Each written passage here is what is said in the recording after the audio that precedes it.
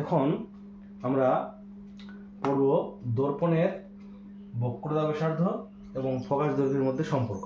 এটা প্রতিষ্ঠা করব। এটা প্রতিষ্ঠা করতে গেলে আমাদের প্রথমেই জানতে হবে দর্পণের বক্রতা ব্যাসার্ধ কাকে বলে এবং ফোকাস দৈর্ঘ্য কাকে বলে, এদের সংজ্ঞা জানতে হবে। তো আমরা আগের ভিডিওগুলোতে এর সম্পর্কে ডিটেলসে বলেছি, আজকে আবার বলছি। একটা অবতল দর্পণ আঁকছি। এই অবতল দর্পণ কাকে বলে?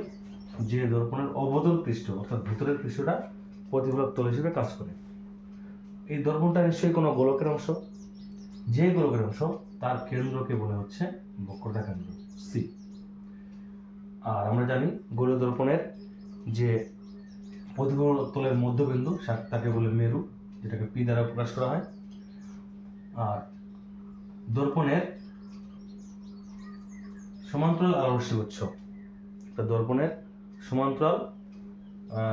প্রধান অক্ষের সমান্তরাল আলোরশ্মি উৎস প্রতিফলনের পর যে নির্দিষ্ট বিন্দু দিয়ে যায় তাকে বলে অবতল দর্পণের ফোকাস, এটাকে এফ বলে।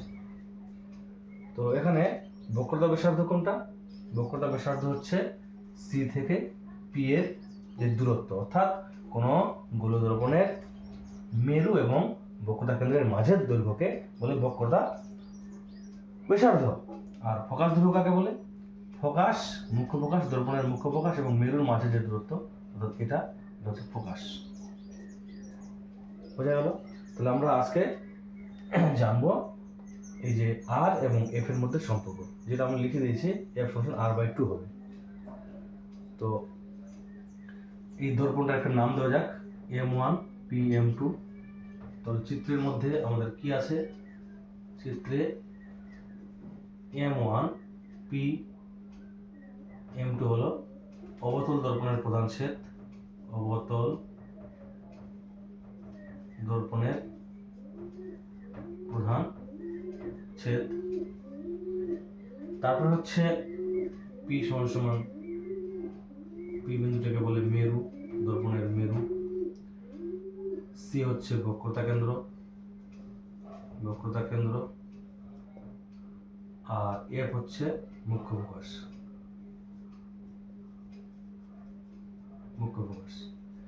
চিত্রের মধ্যে আমরা যদি দেখি তাহলে আমরা পাবো সিপি, যেটা সেটা হচ্ছে বক্রতা ব্যাসার্ধ, এটাকে আর দ্বারা প্রকাশ করা হয়। আর এফপি হচ্ছে ফোকাস দৈর্ঘ্য। আর প্রতিফলিত আলোরশ্মির একটা নাম দিতে হবে, নাম দিলাম এও পথে আলোরশ্মি এসেছে। তাহলে এওটা হচ্ছে আপতিত আলোরশ্মি।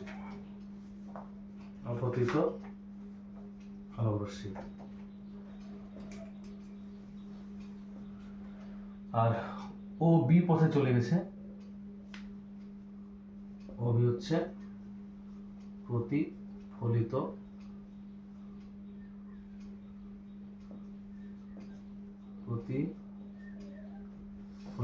আলোরশ্মি। এখানে আমাদের অভিলম্বটাকে দেখতে হবে। অভিলম্ব কোথায় হবে? অভিলম্ব কি করে আঁকবো? বক্রতা ব্যাসার্ধ, অর্থাৎ কোনো বৃত্ত হোক বা গোলক হোক, যাই হোক না কেন, বৃত্তের কেন্দ্র থেকে তার যে ব্যাসার্ধ, বৃত্তের কেন্দ্র থেকে তার যে পরিধির যে দৈর্ঘ্য, এই প্রত্যেকটাই হচ্ছে তার অভিলম্ব। কারণ আমরা জানি উপপাদ্য পড়েছি, হ্যাঁ, এই যে কোণটা 90 ডিগ্রি হয়। সি থেকে পি এর যে দৈর্ঘ্য, বা এখানে তো আমরা আপাতন বিন্দুতে আমরা অবিলম্ব আঁকি, তাই তো? আপাতন বিন্দুতে আমরা অবিলম্ব আঁকি। তাহলে এখানে হবে এই যে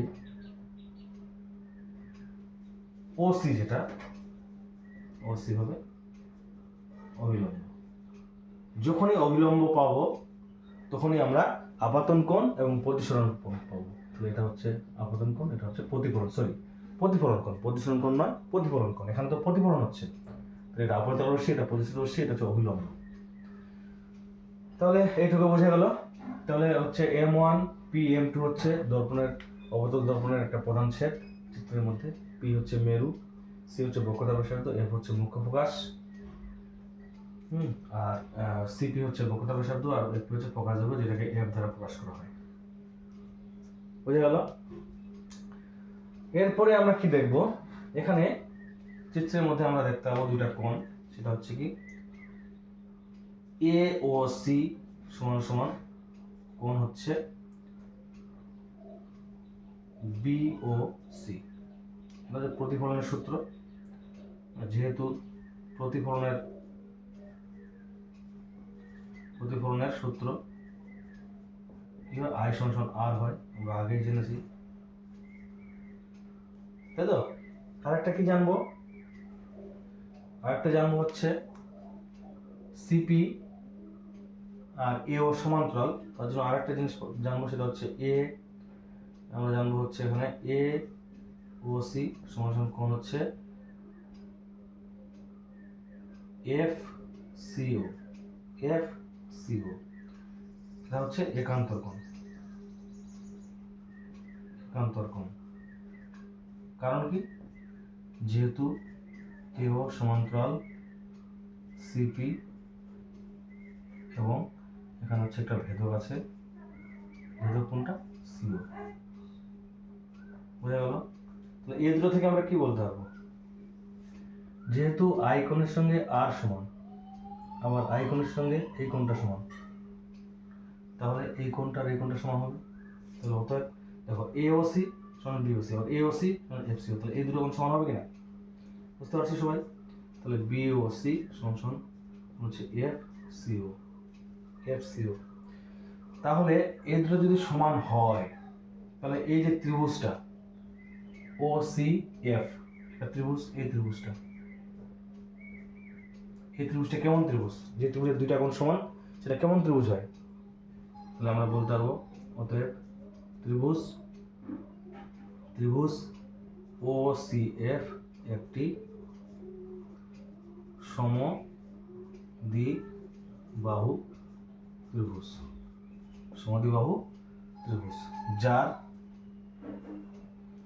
যার সি এফ সমান সমান এফ ও। এই কোণটা আর এই কোণটা যেহেতু সমান, তার জন্য এই বাহুটা আর এই বাহুটা সমান হবে, বুঝতে পারলাম? আচ্ছা, এরপরে একটা নতুন কথা তোমাদের আমি বলতে যাচ্ছি, যেটা না বুঝলে আমরা এই প্রমাণটা করতে পারবো না, সেটা হচ্ছে উপাক্ষীয় রশ্মি কি। উপাক্ষীয় রশ্মি এবং প্রান্তীয় রশ্মি দুই প্রকার রশ্মি হয়, সেটা আমি বুঝিয়ে দিচ্ছি। সেটা হচ্ছে, মনে করো একটা দর্পণ, প্রধান অক্ষ, অনেকগুলো রশ্মি আমি আঁকলাম, তাই তো, দর্পণ আঁকলাম, এটা পি সি এফ, এটা হচ্ছে প্রধান অক্ষ। তাহলে মেরুর কাছাকাছি, এটা মেরু, মেরুর কাছাকাছি যে সমস্ত রশ্মি আপতিত হয় তাদেরকে বলে উপাক্ষীয় রশ্মি।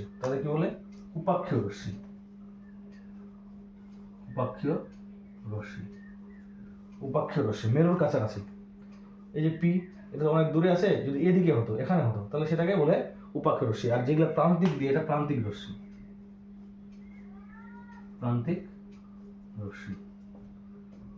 এটা কেন বুঝালাম? কারণ উপাক্ষীয় রশ্মির ক্ষেত্রে আমরা আরেকটা জিনিস পাবো এখানে, উপাক্ষীয় রশ্মির ক্ষেত্রে কি পাবো, ভালো করে দেখো, F O nearly equal to F P. এই রশ্মি আর এটা সমান কেন?